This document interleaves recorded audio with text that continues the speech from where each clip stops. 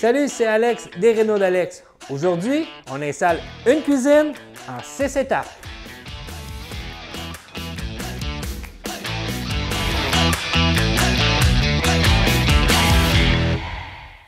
Avant de commencer, abonnez-vous à la chaîne YouTube Les Rénaux d'Alex pour rien manquer et si vous aimez la vidéo, un pouce bleu, ça fait vraiment plaisir. Merci à notre partenaire Cuisine Action qui rend cette vidéo possible. Je suis vraiment content car encore une fois, on a ici une cuisine faite au Québec, comptoir compris, avec des produits de qualité.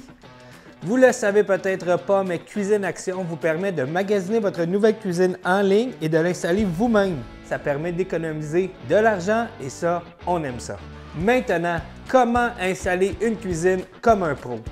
De 1, on s'assure que tous les morceaux et les dimensions demandées sont celles reçues.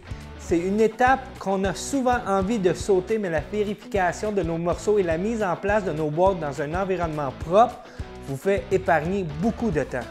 Important aussi, tu gardes ton plan bien à la vue. De 2, on commence toujours par installer les caissons du bas. On va les disposer sans les visser pour le moment. On veut s'assurer qu'ils sont tous de niveau un à côté de l'autre. Si jamais un caisson arrive plus haut, on peut l'ajuster en coupant avec une scie sauteuse en bas. S'il est trop bas, on peut le remonter avec une cale. De 3, une fois que c'est de niveau, on peut visser les caissons ensemble. On commence par en visser 2 ensemble et ensuite on peut le visser dans le mur.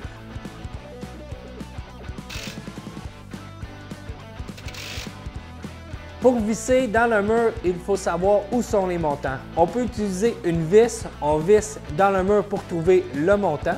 Ou encore, on peut utiliser un stud finder ou un détecteur de montant. Et ensuite, une fois qu'on l'a trouvé, on peut l'identifier et ensuite visser dans le mur notre caisson.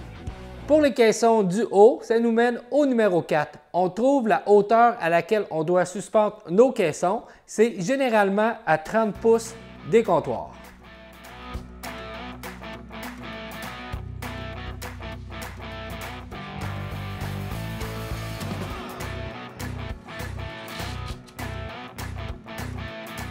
Cinquième point, les portes.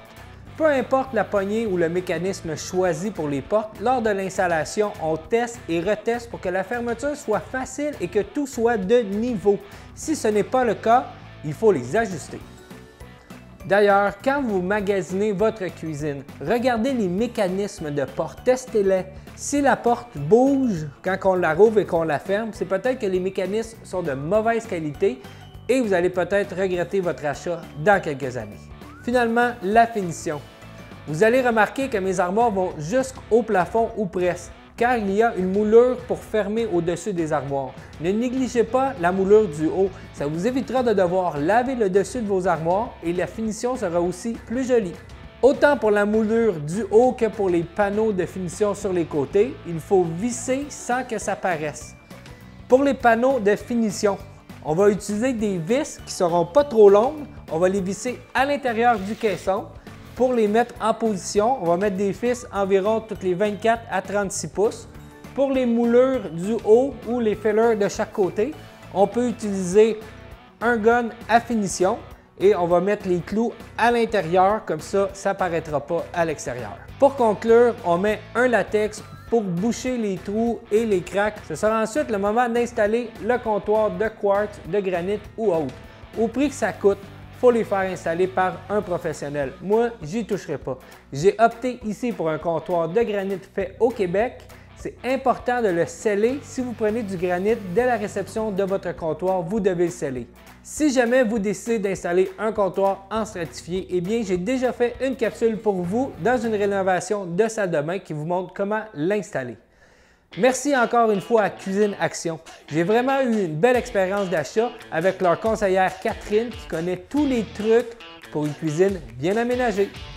Je vous invite aussi à visiter leur site web pour avoir tous les détails sur l'achat en ligne d'une nouvelle cuisine, une cuisine que vous pourrez installer vous-même.